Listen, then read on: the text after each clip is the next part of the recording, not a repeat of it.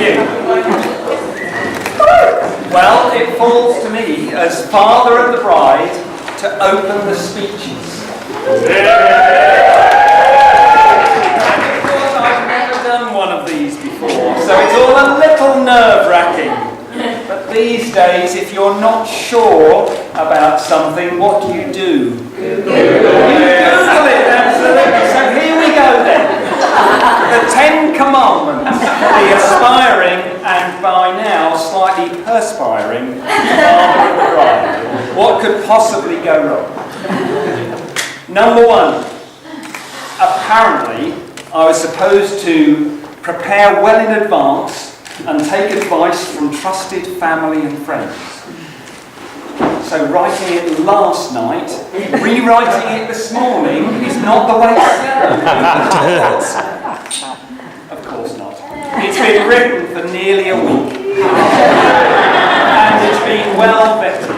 Or at least the original was well vetted. Number 2, I should be sober. By and large, we're okay on that. Number 3, I should warmly welcome everyone. Well, it's a pleasure to do so. On behalf of Joe and Victoria, the new Mr. and Mrs. Noel,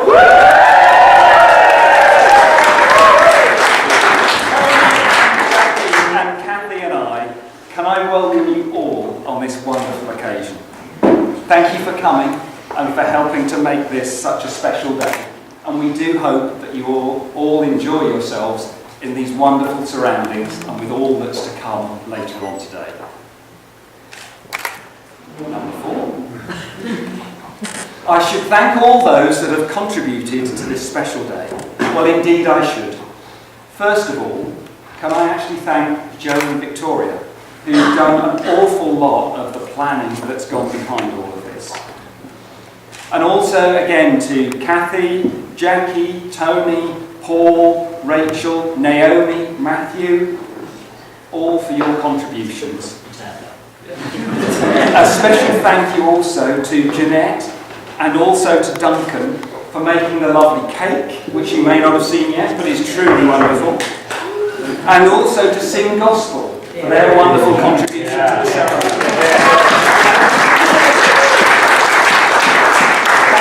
All for everything you've done in the recent days and indeed for some of you in the weeks and months leading up to this. Thank you very much. But can I also say thank you to everyone here, because the reason you're here is that as close family and friends, you've all played an important part in the lives of both Victoria and Joe. Whether you've known them for a few years or for many, you've all made a difference. You've all shaped their characters in some way or another and helped make them who they are. So thank you. Number 5. I should celebrate my daughter's life and achievements. Time for some stories. Victoria. And indeed, what does she not want me to tell you about? Well, let's start. She has an older brother, Matthew, and that shaped her character for sure. You have to be quite robust when, at a few months old, your brother drags you out of your pram at his head height and carries you through to Mum because baby crying.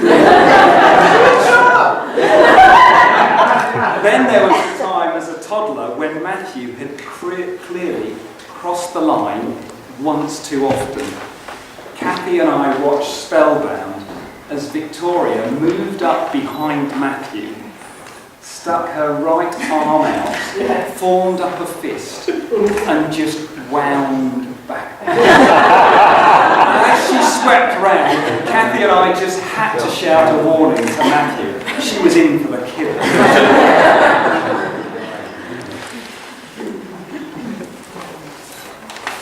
Such outbursts, though, were rare, and we didn't even suffer a lot of teenage angst. It was all fairly calm. The only teenage strop that really sticks in my head was in your early teens, Victoria, when you got really narky about the fact that everyone had a mobile phone from you. And it was so unusual that after a while we relented and we got Victoria a mobile phone. And as we handed it over, it was only once you had it in your hand and we said, "Who are you going to call then?" And you hesitated. And then we realised we were those parents who gave in early. We were the ones. You little monkey.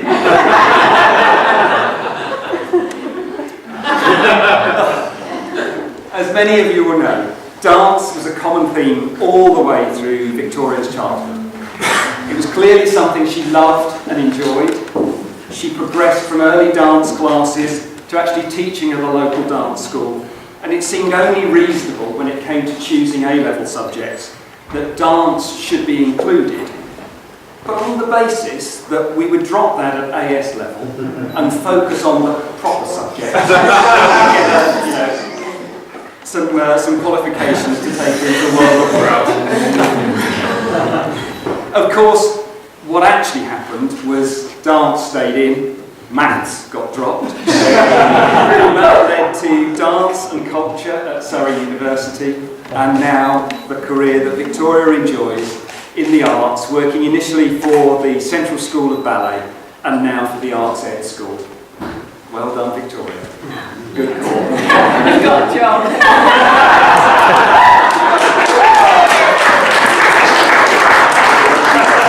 On the way, Victoria worked very much on the basis of you only get out of life what you put into it. And she's had some great experiences as a result of that. In 2012, she volunteered as a games maker for the London Olympics. Had some really early starts. Very, very much admired that, but had a fantastic time there. Met a number of the Team GB stars, and that included Sir Chris Hoy. Later on, there'll be some slides, some pictures in the bar area. Look out for the photo of Victoria and Sir Chris. It's surprising what they'll agree to when they don't have the right pass to get into the dining. More recently, though, she was looking for something to do in the local community, get a bit more involved. And there was a bunch down the road called Sing Gospel. Meeting at the local church, she thought she'd give it a go. The rest, as they say, is history. She now has a fantastic group of friends, has appeared on TV, been on stage, albeit briefly, with Whoopi Goldberg. And sung at the world-famous Abbey Road Studios. She's had a great time, and as parents, we have some fantastic bragging rights. So, Victoria, if I had to sum it up, I'd say well done and thank you for being a lovely daughter, for having the courage to try new things, and above all, for following your heart in terms of what you're doing with your life now and in the future.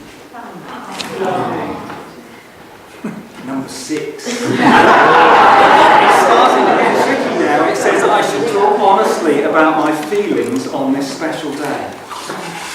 Really?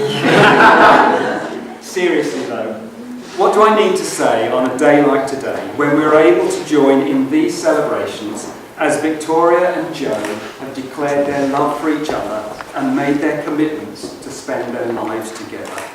I am, of course, delighted, as I'm sure you are too, to be a part of this special day. As a parent, your overriding desire is to see your children grow up to be happy and content, and that's what I see here today.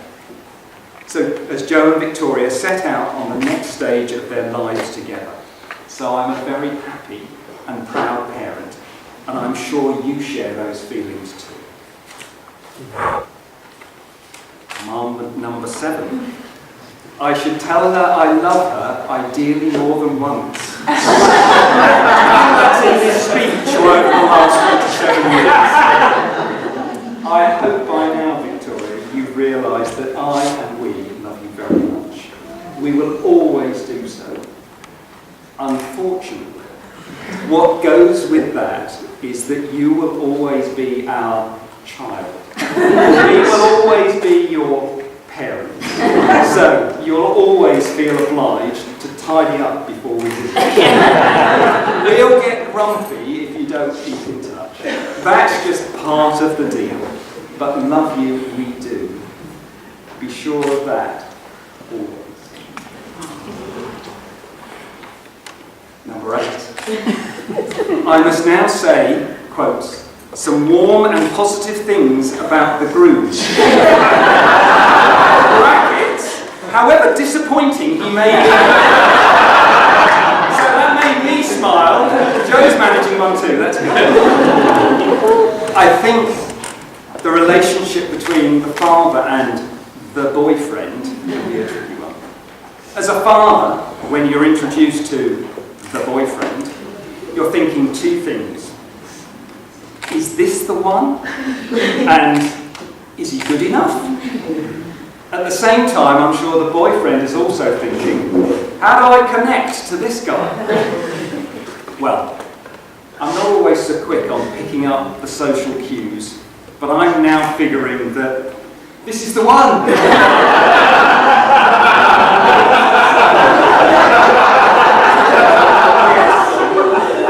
You're well beyond good enough. It's clear that you love Victoria very much. You've taken her on adventures like backpacking around Europe. You make her laugh, and you clearly make her very happy. So thank you, Joe. You'll do very nicely indeed. Having said that, there have been a few moments where I've questioned things. They generally come in those sort of bonding moments, which for Joe and I is sort of usually around something sporting. Never more so than a tennis match at Centre Park. Joe knows what I mean. We were playing doubles. Matthew and I versus Joe and Victoria. Now, I'm no tennis player, but we were having a fairly sporty week. It was all about getting to know Joe. I'd lined up this particularly fine shot that I thought needed quite a lot of topspin. It didn't go quite as planned, and I managed to hit myself on the head with my racket. I said I'm no tennis player. It drew blood from above my eye. Matthew came straight over, and I could hear Victoria from the other end of the court. Are you okay, Dad? Closely followed by these immortal words from Joe to Victoria. But it's still our point, right?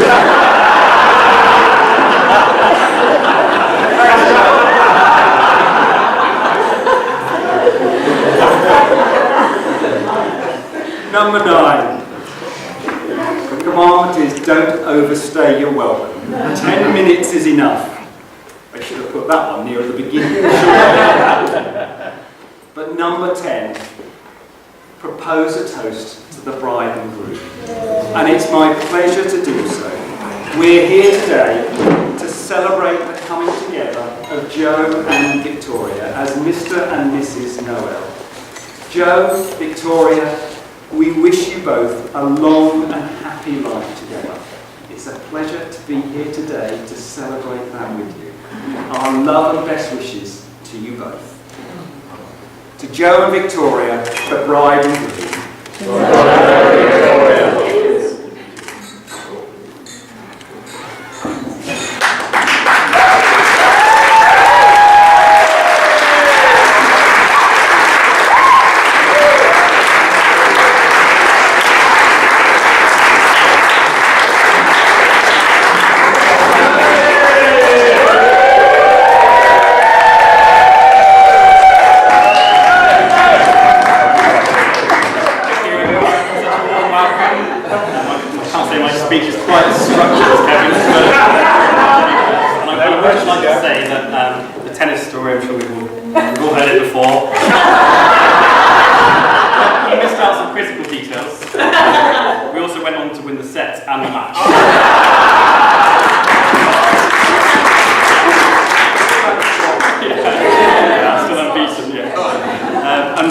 Why not start this? So I'm going to go around and say a few thank yous, keep it as short as possible. enjoy the rest of our day. So firstly to the Goody family, so Kathy and Kevin, but also Naomi, Matt, everyone else, the extended Goody family, you know who you are. Thank you for everything. I've always felt welcome from day one. And if you ever thought, who's this strange guy with dreadlocks studying music that's taking our daughter around Eastern, then you certainly did let it show. Thank you for the meals, thank you for the holidays, thank you for the memories, and I think to let me win so consistently at Christmas board games. Speaks volumes about the decency.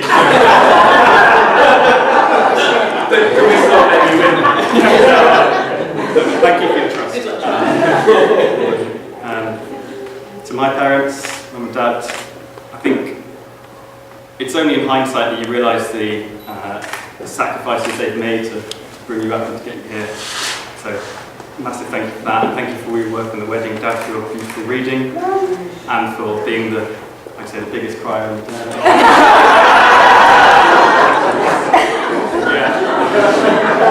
I think it Craig describes his lip as a guitar string. But I was always inspired by seeing how hard you worked in everything in life, by particularly how hard you worked on an athletics track. Yeah. I would be ready to leave and you would insist on doing one more rep, only to end up in a heap on the floor afterwards. But what you probably didn't realise that I was learning, that's how hard you have to work in life.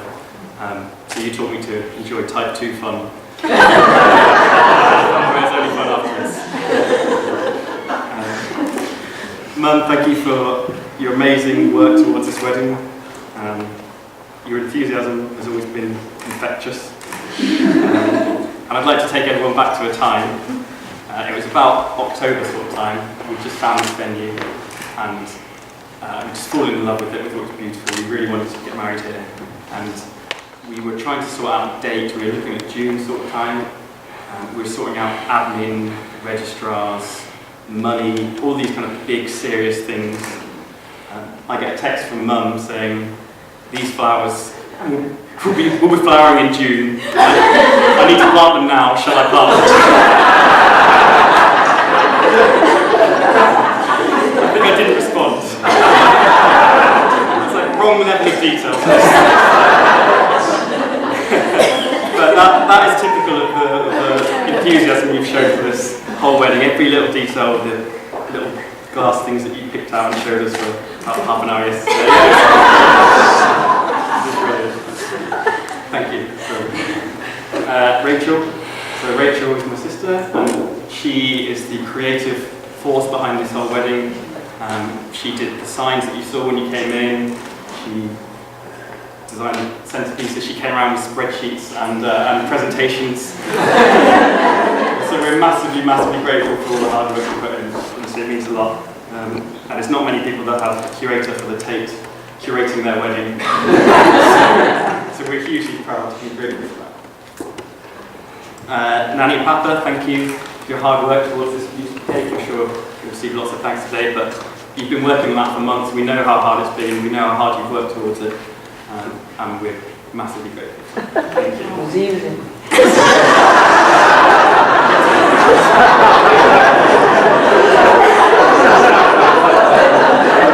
We were a bit worried though, and so she offered to show us the cakes that she'd done in the past. So she got this little picture book out, was flipping through, and for lots of the pictures it was like, here's this cake, and it was beautiful, and she said, oh, but the bride, she was such a bitch. So we were thinking, what do we need to do for this to be easy? So we did nothing. Craig, best man, doing a fantastic job. He's been there by my side, really helped all day. And it's hard to put into words the sense of dread I felt. It was my stag do. 9 a.m. we just got to the services, and the secret rendezvous. I didn't know where we were going. 9 a.m. we were getting our morning coffee, and I saw another stag group. big group of lads, and there was the stag, dressed only in a mankini. and I suddenly got this feeling of what I got myself into. Stupid farce. So, apart from a couple of not unseeable things, like seeing my dad being waterboarded.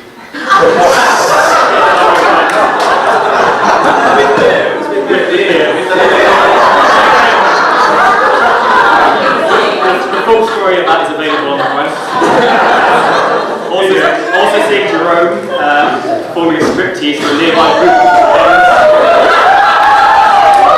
And that pretty much is the full story. I was massively grateful and proud that you were the one organising my spectacle. It's been a wonderful time, and you've been great the whole time. Attention to detail. Thank you so much. Jerome, thank you for jumping in, playing with the choir. I didn't give you that much notice, but yeah, you've done a great job. Thank you for stepping in. Really grateful. It's a really nice personal touch having you there. Brilliant. To the band, Soul Source. So they're over in this side of the room. You guys will see them later, but I've been travelling around to weddings with these guys for 7 years now. 7 years. At this point, we'd usually be in a room out the back somewhere, bitching about food. Or maybe on a motorway services somewhere, just complaining about motorway services. So it's quite nice to have us all together. And I'm also watching Felipe furiously learning the first dance. So I've watched on jealously from up behind a mixing desk for years, seeing all these groups of people having an amazing time with their music, and I'm really looking forward to being on the other side of it today. So we will see everyone on the dance floor. And to my wife.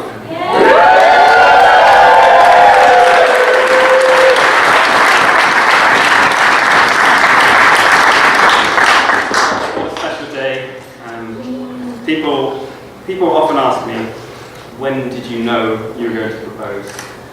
And the truth is, there wasn't a time, it just became increasingly obvious.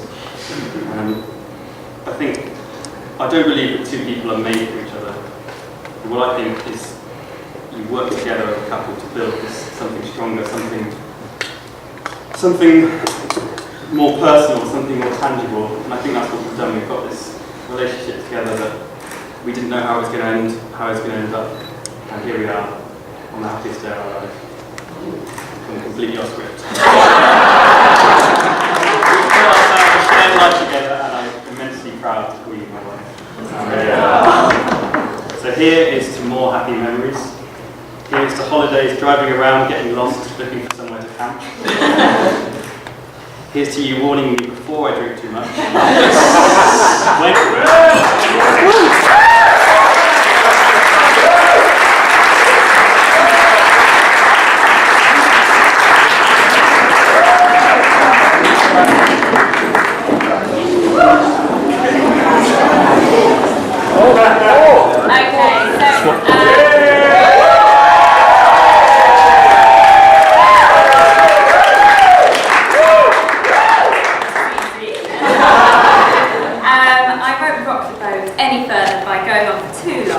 I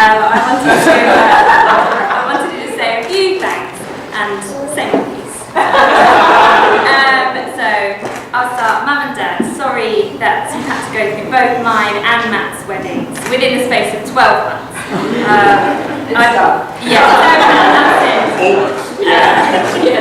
I promise that after today there'll be no more wedding chat, apart from tomorrow, and then when we get the wedding, the pictures back, and then maybe Christmas. But then that'll be it. Thanks for thinking of all the things that we didn't even know were things. Mum, if you were stressed, I was stressed. And Dad, if you were stressed, then I knew something must be really wrong. Thanks so much for everything and making today as special as it is. Tony, when we told you that we were engaged, you seemed quite choked.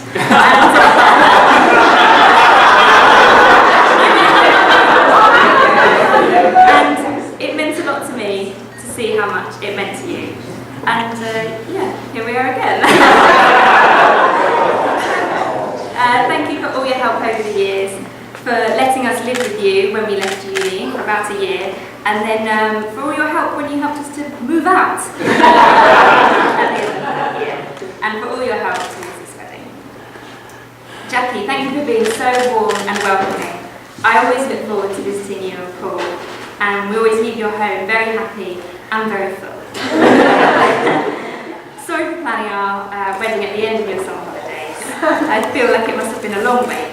But your help has been amazing in all the planning and making and expert charity shop scouring. I'd like to give a shout out to my hens. We took to the rapids of Nottingham and survived with just a few lost openings. Thank you to my wonderful bridesmaids for organising such a brilliant weekend. Rome, despite now living miles apart, especially compared to living in the next room, it feels like you are never far away. And should I ever be in need, I know you would come round, which is good because you're a very fast runner. And I would do the same for you, which is not so good. I'm a very slow runner. Knowing that you would be here by my side today has been a huge comfort, because any possible crisis doesn't stand a chance against you. Naomi, my wonderful friend and sister-in-law. We shared a ballet bar in first year at uni, 2008. I'm not going to say that too much. It's a leotard story.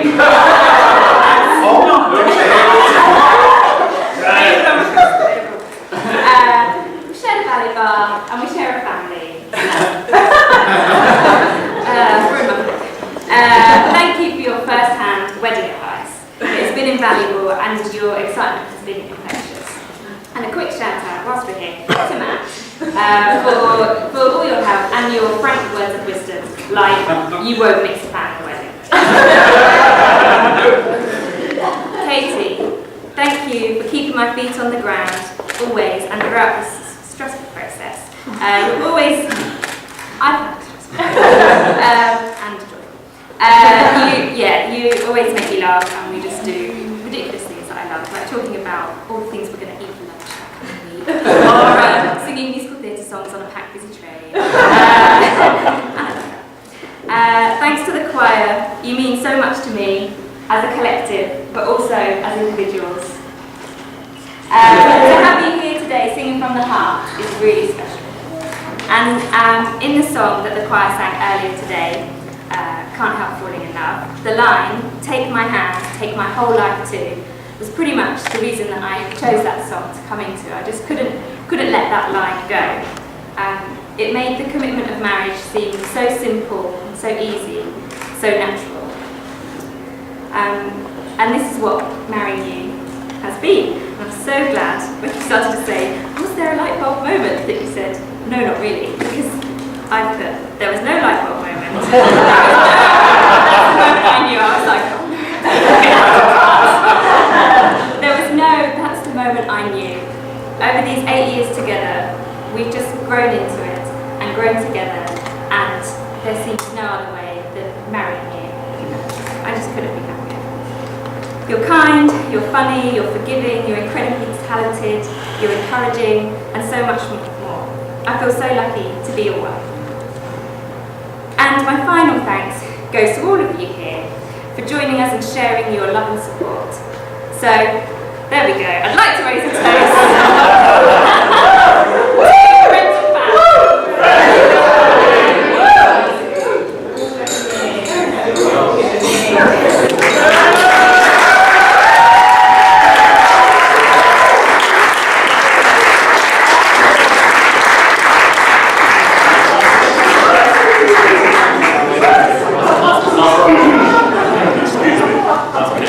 Friends and Thank you for this chance to say a little something. I will keep it short and try to keep it under 15 minutes.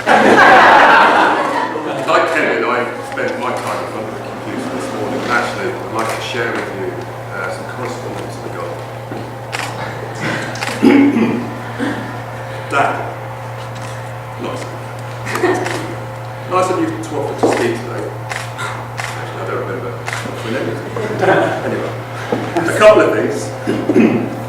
Keep it short. I know what you like. And don't do that thing where you keep clearing your throat every 5 minutes. Everyone knows that you're just trying to cover up your nose. And make sure your tie's done up properly. I've seen your old pictures, and frankly, you look like a... Actually, I better not say that. One final thing, don't under any circumstances attempt any of your old jokes. They're too long, you always forget the punchline, and most of all, they're just not funny. Lots of love. Oh yeah. Lots of love, Vicky.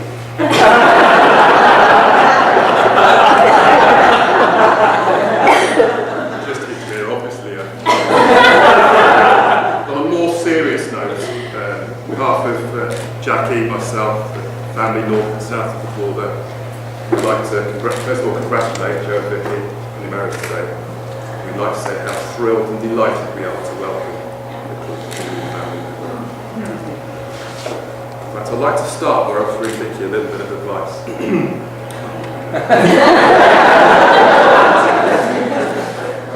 You'll notice that many of us in this whole family we're watching, but actually none of us can tell the time. Running late was considered an exercise, then we've been to help this family. So my advice to you is if you are invited to a Noel family function, don't arrive, take a note of the start time, don't arrive 30 minutes or even an hour after that time, you're far too early. Vicky said I was lucky enough to spend some time with Joe and Vicky in my apartment in London. I have to say actually, they're both very good cooks. It's an enjoyable experience. Really took care of the place and looked after everything. In fact, now, 5 years further on, they're still looking after the serving dishes.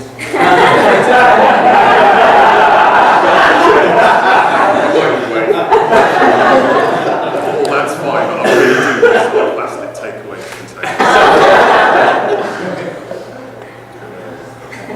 I'd like to echo the thanks given to so many of you for everyone involved today, not least Joe, Vicky, Kevin and Kathy, of course, and in fact everyone on this table. I'm not going to go through names because I didn't forget some, but thank you all.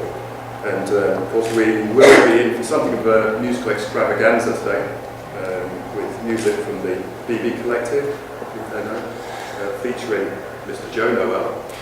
Yes. And Sing Gospel Choir featuring Mrs. Vicky.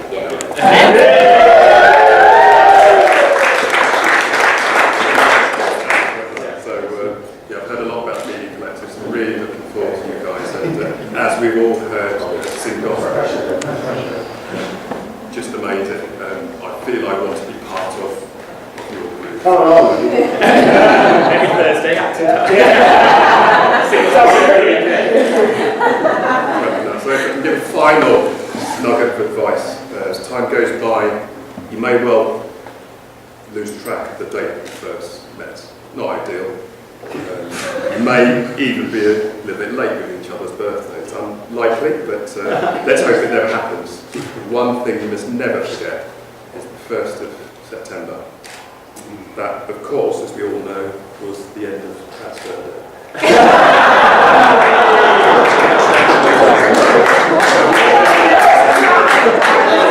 don't know whether there's any significance in that.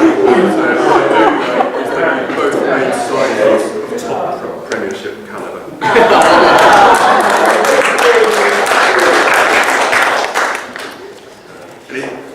Finally, I'd like to say individually, you're both special, highly talented, very good cooks, thoroughly entertaining and a delight to be with. As husband and wife, you're a stronger and unbreakable unit. And as the text this morning says, fuller and richer in every facet of life. Put simply, you are beautiful people, and in many ways you make a beautiful couple. Congratulations on your marriage today. And I'm sure I speak for everyone when I say we're enormously happy for you. We wish you every happiness for the future.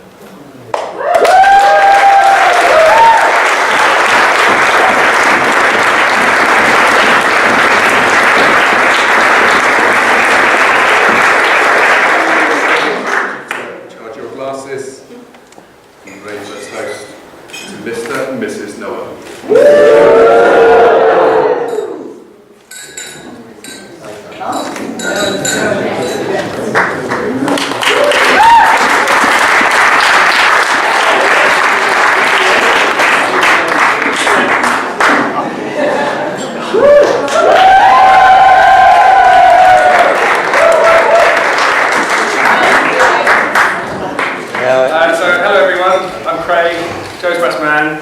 I know we've had a lot of speeches tonight. It's okay, I have been asked to give one. I'm just going to stand up here and lecture about Brexit and the NHS, or as Tony as his friends call him. I'm going to try and shape my speech a bit like a compliment sandwich, starting with something nice about Joe and Vicky, then filling with all the fun stuff where I smear Joe's character, before finishing off with some final niceties about the happy couple. So for those that don't know, Joe and I became friends while studying in the same course at university, and later we were housemates too. Through a twist of fate in the first year accommodation selection process, Joe and Vicky began life at university as housemates in the same flat on campus almost 9 years ago. Now 9 years must have felt like a very long time for poor Vicky. Clearly she has the patience of a saint. But as any Chilean miner will tell you, good things come to those who wait. Now, the exact circumstance of their coming together is unclear. Whether their eyes met over a pile of dirty dishes in their shared 10-person kitchen, or over a sharing bucket of EK in the Students' Union. That's an alcohol pot, Jackie. Or perhaps their hands shared a small electric touch when reaching for the same tea towel. But we'll never know. Whatever the scenario, their game was our game. Now, I have contacted the university for a comment on today's proceedings and to congratulate both their matchmaking and housing policies. And they offered the following statement. Congratulations and best wishes to Joe and Vicky from the University of Surrey alumni team. We're able to have another Surrey couple tying the knot. The university has worked its magic again. Hope you can send us a photo of the happy day to share with your fellow graduates on our website.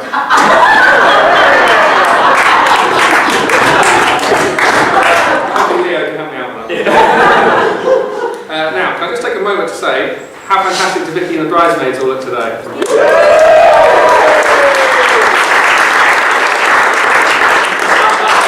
So elected against any other groomsmen today, which left me as a sole ally. I think he quite rightly decided against matching suits and ties for us, narrowly swerved the Jedward look. We were discussing our outfits the other day, and he was even sending me pictures of him trying his on. I was like a proud parent, seeing him in his blazer ready for the first day at big school. I grew into it by the summer term. But now one thing that some of you may not know about Joe is that underneath his calm and casual exterior, he harbours a very dark secret. One of an illicit and shameful addiction that he tries to keep from all bar those in his inner circle. Now we are all mere humans, and we all have our vices. Some it's that extra glass of wine before bed, for others it's a few quid on the horses here and there, but not for Joe. Joe's addiction is Weetabix. So much so, and not only does he have an OCD approach to eating them, always in multiples of 3, stacked as a pyramid with a precise measure of semi-skim milk, and sugar neatly scattered on top. But he even has, thank you, a particular bowl.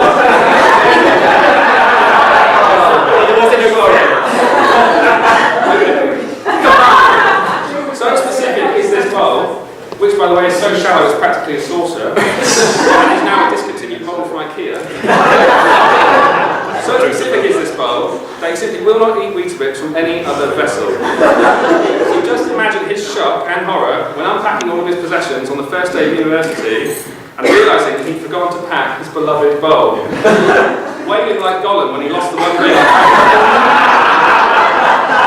He couldn't eat Weetabix for a week until poor Jackie had posted the bowl up to him.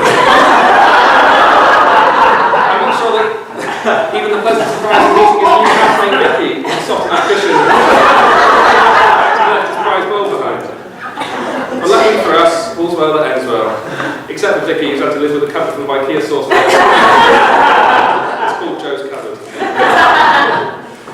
But one thing we can conclude from Joe's Weetabix addiction, aside from being an unhinged member of society, is that he's a very particular man, which ultimately speaks volumes about his love for Vicky and their choice to spend the rest of their lives together. So right now, I'd like to make a toast to the bride. You can all raise your glasses. To Vicky.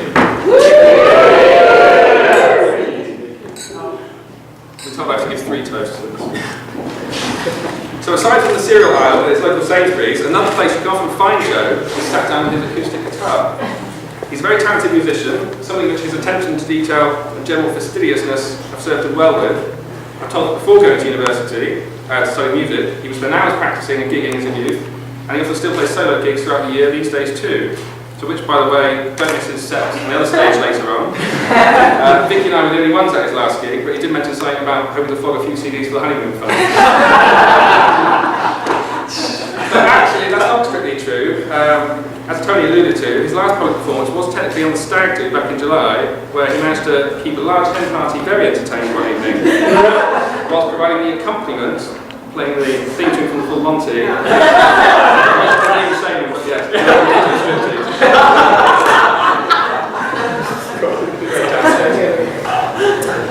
so on that note, I'd now like to raise another toast to the groom. Everyone can please raise their glasses.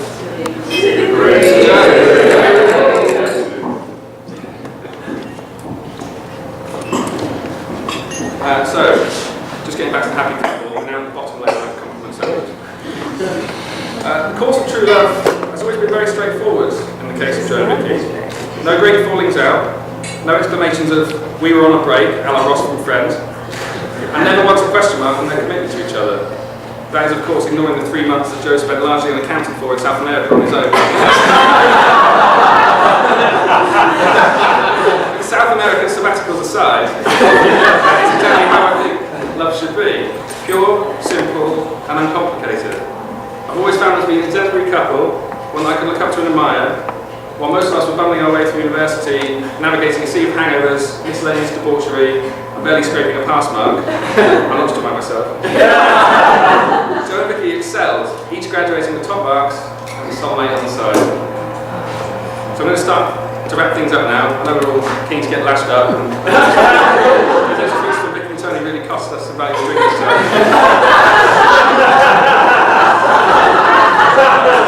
I'd like to thank Joe for asking me to be his best man. Vicky for letting him. So now I'd like to finish with a toast to Joe and Vicky, best couple I know, and to wish them a lifetime of happiness. I know that Joe loves Vicky even half as much as he does the Weetabix. So please raise your glasses to the Noels.